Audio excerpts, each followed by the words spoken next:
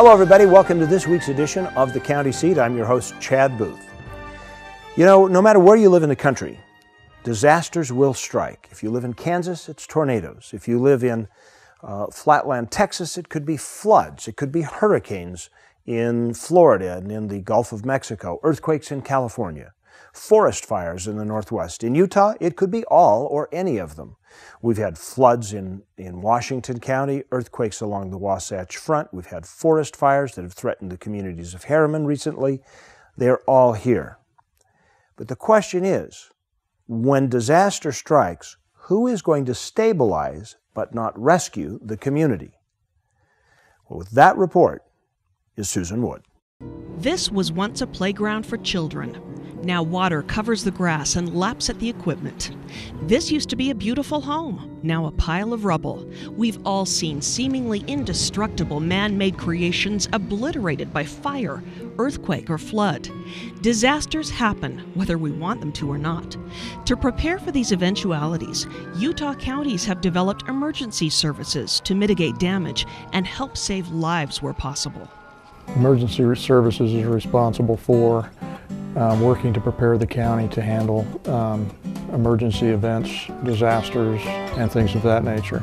Primary responsibility is the operation of the Emergency Operations Center during emergencies, assisting incident commanders with the allocation of resources and coordinating efforts between city and county responders and city and county emergency operations personnel. Work on and coordinate the county's emergency operations plan. The Emergency Planning Committee in Washington County sits down and looks at statistics from the past and looks at potential damages there and looks at the vulnerability of the community, and then it establishes a list of probabilities, and those are the top 5 in our list. People feel like that there's a glass shell over the top of the community and nothing will ever happen, that we really truly are as vulnerable as most places. County emergency services are made up of trained responders and community volunteers. If a disaster occurs, say an earthquake, the emergency service plan would go into effect, and men like Peter Kuhlman and Charles Morris, who head crisis departments for their counties, would go to work at their emergency centers. Once there, they would coordinate efforts between county sheriffs, commissioners, and pretty much every other resource available to them. Everything down to the road graders are at emergency service disposal. Management in the field is done by incident commanders, and our job is to support that. And the most important thing that we can do is to support those commanders in the field to try to provide them the resources necessary to keep the public safe.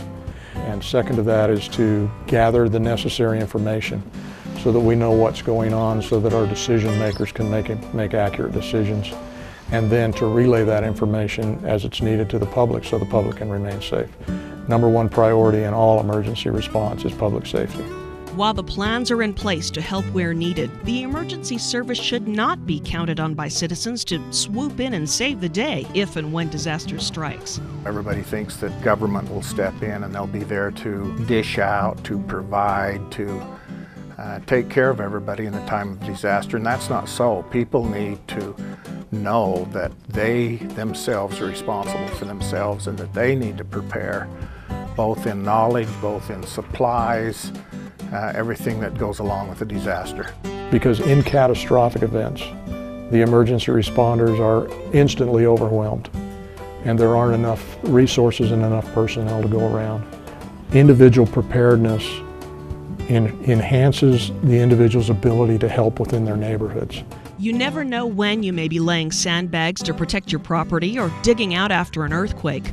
Personal and neighborhood preparation is the key, but it's nice to know the County Emergency Service is there to help when the worst-case scenario becomes a reality. It's good to work with those people and to see how they're willing to sometimes put themselves in jeopardy for others.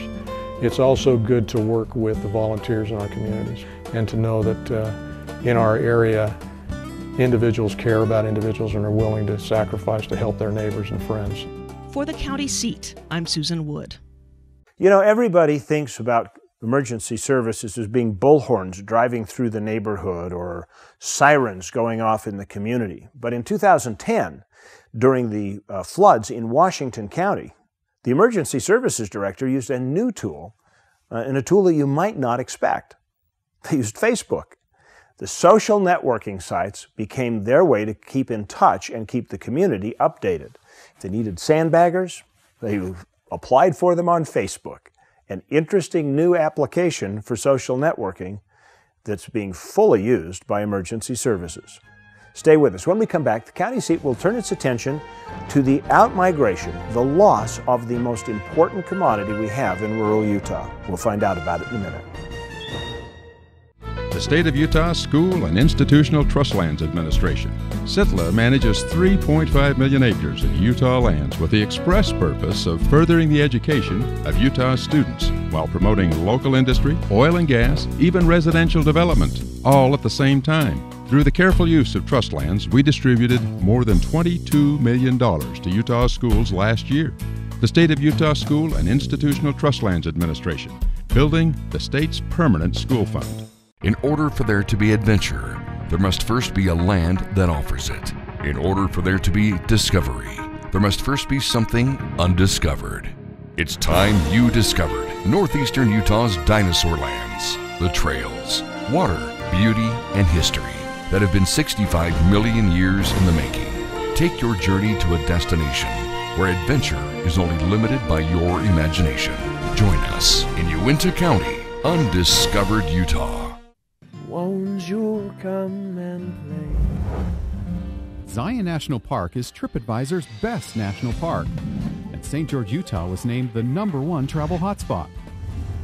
If you haven't planned your St. George or Zion getaway yet, visit atozion.com and find out why everyone else is already packing.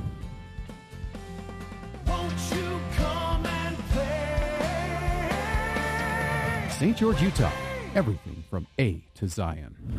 I think renewable energy and wind farms is a good way to go. We have a lot of land here to do that with, and the opportunity will grow as time goes on. If a person wants to work in Beaver County right now, they can find a job. I can't think of a better legacy that I could have left for my town.